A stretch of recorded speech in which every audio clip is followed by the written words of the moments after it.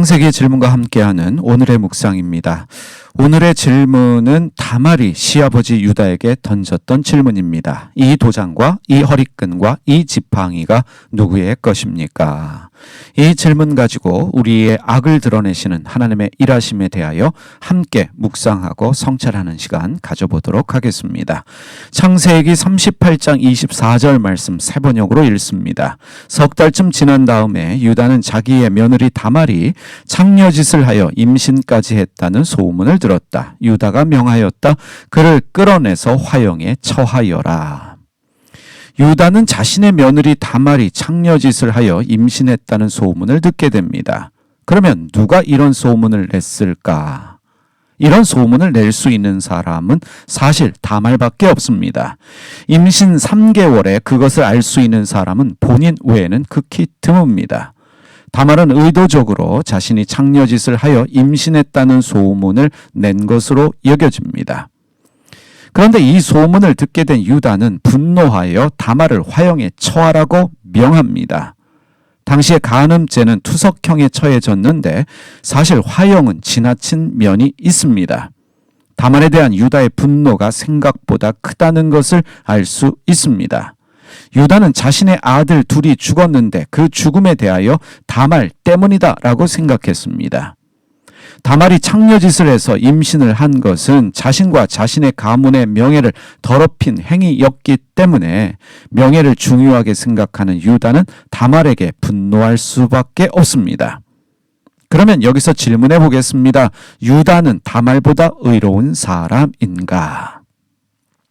유다는 요셉을 노예로 팔았습니다. 그리고 그 사실을 아버지에게 숨기며 거짓말했습니다. 며느리와의 약속을 지키지 않았고 몸을 파는 창녀와 관계도 했습니다. 친구에게도 신전창기와 관계를 했다고 속였고 자신의 담보물을 찾아오지 못한 친구를 원망했습니다. 여기서 불의한 유다의 행위에 대하여 글을 쓰신 함원식 신부님의 글을 살펴보겠습니다. 사실 이전 유다의 행위는 불의합니다. 자식들의 악은 보지 못하고 모든 책임을 며느리에게 돌렸습니다. 그리고 아버지는 자식의 거울이라는 말이 있듯이 아들들의 악은 아버지 유다가 어떤 인물이었는지 간접적으로 드러냅니다.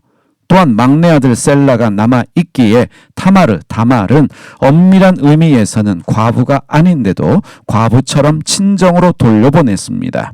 설사 수원법에 따라 결혼할 대상이 없는 과부라 하더라도 친정에 돌아가는 것을 결정할 권리는 시아버지가 아니라 과부 본인에게 있었는데도 그렇게 했습니다. 처녀나 아들을 낳은 과부와 달리 아들을 낳지 못한 여인이 얼마나 큰 수치를 당해야 했으며 사회적으로 불안정한 지위에 있었는지 모를 리 없었음에도 말이지요. 유다는 자신의 문제와 죄에 대해서 전혀 인식하지 못하고 있습니다. 왜냐하면 자신의 문제와 죄가 드러나지 않고 숨겨져 있기 때문입니다. 자신의 숨겨진 문제와 죄를 인식하지 못하는 유다는 드러난 다말의 죄에 대해서는 분노하고 죽이려고 합니다. 바로 이것이 명예욕에 사로잡힌 사람의 특징입니다. 명예욕에 사로잡힌 사람은 내 눈에 있는 들보는 보지 못하고 다른 사람의 티를 보고 지적하며 타인의 작은 실수도 용납하지 못합니다. 창세기 38장 25절 말씀 세 번역으로 읽겠습니다. 그는 끌려 나오면서 시아버지에게 전가를 보냈다. 저는 이 물건 임자의 아이를 배웠습니다 하고 말하였다. 다말은 또 말을 계속하였다. 잘 살펴보십시오. 이 도장과 이 허리끈과 이 지팡이가 누구의 것입니까? 모든 일을 치밀하게 계획한 똑똑한 다말은 시아버지 유다에게 유다가 맡긴 담보물을 보내며 담보물의 주인 때문에 임신했다는 사실을 당당하게 알립니다. 그리고 도장과 허리끈과 지팡이가 누구의 것인지를, 담보물의 주인이 누구인지를 당당하게 묻고 있습니다. 이 도장과 이 허리끈과 이 지팡이가 누구의 것입니까? 이러한 다말의 질문은 누가 다말을 임신시켰는지 묻는 질문을 뛰어넘어서 누가 거짓말하였는지, 누가 죄인인지를 묻고 있는 것입니다. 창세기 38장 26절 새 번역입니다. 유다는 그 물건들을 알아보았다. 그 아이가 나보다 옳다. 나의 아들 셀라를 그 아이와 결혼시켰어야 했는데 하고 말하였다. 유다는 그 뒤로 다시는 그를 가까이 하지 않았다. 거짓말을 잘하는 유다도 자신이 맡긴 담보물 때문에, 눈앞에 있는 증거물 때문에 부인할 수가 없습니다. 다말과 관계한 사람이 유다라는 사실과 더불어서 유다의 거짓말이 드러났고 유다가 죄인이라는 사실도 드러나는 순간입니다.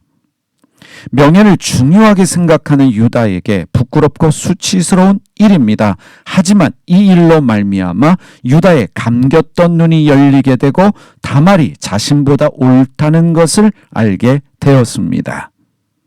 영적인 눈이 열리면 나보다 다른 사람이 옳다는 것을, 다른 사람이 나보다 더 나은 사람이라는 것을 보게 됩니다.